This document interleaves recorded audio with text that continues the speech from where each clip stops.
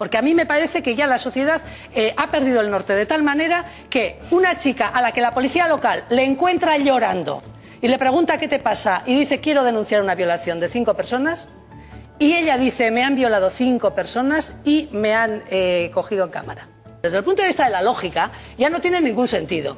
Sí. Es decir que la víctima, que no me cabe ninguna duda que ha sido víctima, esta mujer tiene ahora doble victimización o triple victimización. Has dicho lo de la lógica, que a Martín no le parece nada importante. No. Hay una prueba que se llama de presunciones o de indicios que está basada en lo que una persona puede objetivamente presumir de una declaración, en este caso de una declaración. Y verdaderamente que una chica esté llorando sola, pase la policía, le diga qué te pasa, mire, me han violado, eso da que pensar para que efectivamente se constituya una prueba de presunción. Pero eso es un indicio criminal. Eso es un indicio criminal. Por supuesto.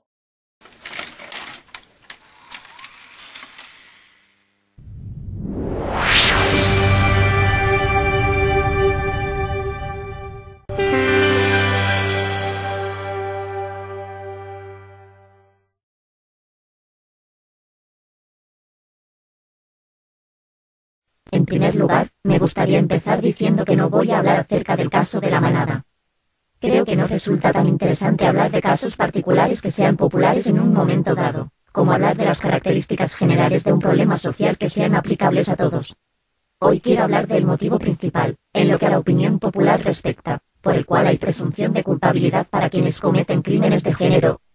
Buena parte de la rabia de las muchedumbres viene de factores biológicos, pero no discutiremos eso hoy. Hoy me gustaría hablar de otro tipo de factores.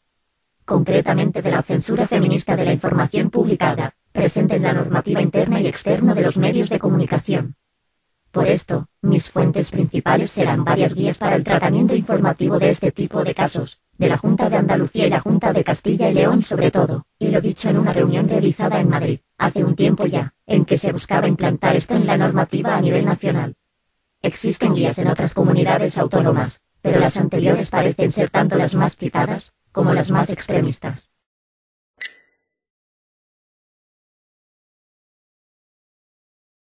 No toda la información de estos casos llega a oídos de la gente. Existen unos intereses bastante evidentes hacia la eliminación de toda la información no favorable a la víctima en los medios, y esto es demostrable con las fuentes citadas. Eliminada esta opción, solo quedaría leerse las sentencias, o analizar detenidamente cada caso para poder llegar a una conclusión propia. No obstante, muy poca gente está dispuesta a hacer esto, y de este modo, la población general queda a merced de una ilusión de culpabilidad orquestada. No tenemos que olvidar que los seres humanos son animales gregarios, y el mero hecho de que exista un consenso aparente acerca de algo, es suficiente para controlar la opinión popular. Lo que os voy a leer a continuación son códigos periodísticos de obligado cumplimiento a los que están sometidos la mayoría de los medios del país, es decir, que el incumplimiento de los mismos supondría la pérdida de trabajo para el periodista disidente. En primer lugar, queda prohibido recoger cualquier información favorable al acusado. Esto es, no importa la cantidad de evidencia exculpatoria que exista a su favor, el acusado no tiene derecho a la defensa pública de su imagen en los espacios informativos. En segundo lugar, queda prohibido aportar cualquier explicación causal del caso que contradiga las tesis feministas oficiales. Esto quiere decir que a un periodista solo se le permite señalar al deseo de dominación machista de las mujeres como causa de la violencia de género y las violaciones. Exponer las múltiples correlaciones existentes entre este tipo de delitos y las circunstancias sociales de los implicados, el abuso de sustancias, la existencia de problemas psicológicos, la reciprocidad de la violencia o incluso el cociente intelectual, a pesar de tener un fundamento científicamente demostrado, está prohibido. En tercer lugar, está prohibido revelar cualquier dato personal de las denunciantes, pero se busca activamente, y cada vez más, señalar los datos de los acusados, aun cuando estos podrían ser inocentes. Así, por ejemplo, en palabras de Mariela Laurido, al acusado tenemos que verle la cara, nombre y apellidos. No pueden seguir invisibles. En algunos casos, se llega incluso a publicar la dirección y la imagen del domicilio del acusado, información muy peligrosa si tenemos en cuenta que esto ya ha dado lugar a palizas, asesinatos, e incluso incendios provocados. En cuarto lugar, existen intentos, cada vez más extendidos, por tratar de establecer cupos acerca del número de noticias del género a las que estamos expuestos. Dicho de otra forma, se busca generar una falsa percepción de que estamos asistiendo a una nueva oleada de casos de este tipo, aun cuando esto es falso. Es por este motivo que en los últimos años se ha hecho cada vez más común el escuchar casos de este tipo a diario, sean estos nuevos o repeticiones sistemáticas de los anteriores con tal de cubrir el cupo. Finalmente, resultan preocupantes los intentos, cada vez más comunes, de control del lenguaje por parte del feminismo. Ciertas expresiones están prohibidas con el único motivo de que podrían sugerir la existencia de hechos que resulten contraproducentes para el feminismo.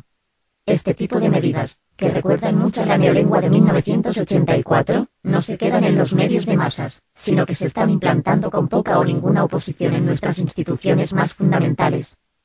La educación feminista es ya una realidad en escuelas e institutos, y puesto que la teoría de género es pseudocientífica y carece de evidencia alguna, estamos permitiendo que se adoctrine a las nuevas generaciones en una ideología que se sirve de la censura, el apelar a las emociones para anular el juicio y la diseminación de autoridades feministas sin información relevante en ningún tema, pero cuya aprobación es necesaria en el discurso público.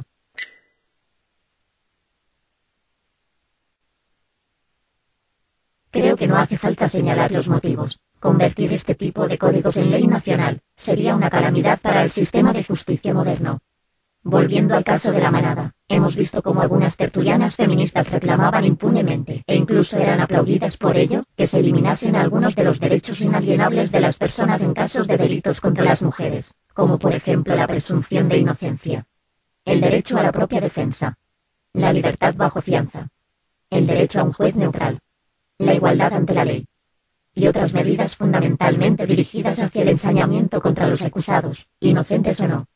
El problema está en que precisamente son estos los fundamentos del sistema de justicia moderno, y eliminarlos nos llevaría de vuelta a la Inquisición, solo que esta vez, en lugar de ajusticiar a disidentes de la ideología cristiana, estaríamos ajusticiando a los disidentes de la ideología feminista. La gente no ha cambiado, su estructura cerebral sigue siendo la misma. Seguimos siendo física, biológica y neurológicamente idénticos a las personas que vivieron durante el nazismo o la Inquisición, momentos en los que las masas apoyaban incondicionalmente la violación de los derechos humanos en favor del autoritarismo ideológico. Quienes creen que esos episodios de la historia no podrían volver a darse en la actualidad son meros ilusos. Nuestro potencial para dejarnos engañar por un supuesto bien superior sigue estando ahí, y seguirá estándolo por mucho tiempo, aunque nos guste autoengañarnos pensando que somos superiores a nuestros antepasados. Por eso, yo siempre he dicho que las masas de hoy en día no creen en la teoría heliocéntrica porque sean pensadores más críticos, más inteligentes y más prudentes que sus antepasados, sino porque se les ha enseñado desde la infancia que esta es la única creencia aceptable. Creen lo correcto por los motivos incorrectos, y esto me lleva a plantear la reflexión de qué pasaría si se enseñase lo incorrecto como única posibilidad. La respuesta son los mitos y bulos que corren por las redes y que son evidencia innegable de que las masas siguen creyéndose cualquier cosa que llega a sus oídos, y la civilización moderna se sostiene sobre el precario equilibrio de que unas pocas personas han logrado que sea la información correcta la que llegue primero a oídos de la gente común. Por este motivo, siempre me han hecho gracia las feministas, que se definen a sí mismas como las descendientes de las brujas, que la Inquisición no pudo quemar, porque sus rasgos de personalidad, su carácter y su comportamiento parecen señalar inequívocamente que si hubiesen vivido durante aquellas épocas, ellas no serían las brujas desobedientes a la autoridad, sino parte de la muchedumbre furiosa pidiendo la sangre de los herejes y victoriando su ajusticiamiento con saña. La única diferencia está en que ahora la ideología dominante no es el cristianismo, sino el feminismo.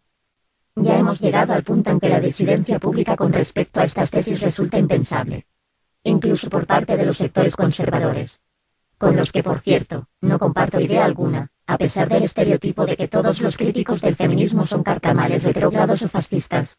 Hemos alcanzado ya un punto en el que tenemos tribunales separados para juzgar crímenes sexistas, y en los que a los acusados se les trata de esta manera. ¿Qué otra prueba quería usted presentar? Bueno, testigo, ¿no? El testigo lo he rechazado. Sí. No es necesario, no es necesario. No es necesario, mire, que no lo voy a valorar, es que no me aporta nada, es que no me aporta nada. Ya está, ya está. Aporte los correos y ya está, ya los veré yo. Mire, no siga por ahí porque el hecho es muy concreto, el hecho es muy concreto, no es necesario ya más. Mire, me quiere decir cuál es, por qué aporta usted, para qué aporta usted eso. Mire, ¿tiene alguna vinculación con este hecho en concreto? ¿Cuál es? Vinculación directa y necesaria. Y entonces yo solicito a este tribunal que se deduzca testimonio por Mire, denuncia falsa. denegado. Mire, siéntese. No agote mi paciencia. Ya le he dicho muchas veces lo que puede y lo que no puede hacer en este juicio. Y no le he dado la palabra más que para que me diga la vinculación de la prueba. No la estimo suficiente y ya está. ¿Algún otro medio de prueba quiere usted proponer? No me hace falta. No, pero no me hace falta. No es necesario, tampoco. ¿Algo más? Estamos en el derecho... No tiene, todavía no le he dado el derecho a... Si ustedes, que entiendo que tienen la obligación, no hacen nada y no persiguen una denuncia que es claramente falsa, he aportado pruebas que no se me han admitido, no se me ha dejado hablar, se han vulnerado mis derechos constitucionales y quiero reiterar mi protesta. Es hora de observar los efectos que estas ideologías están teniendo en nuestra sociedad y de ponerle freno al extremismo. A esta tarea me dedicaré en futuros comentarios. Un saludo y hasta el próximo video.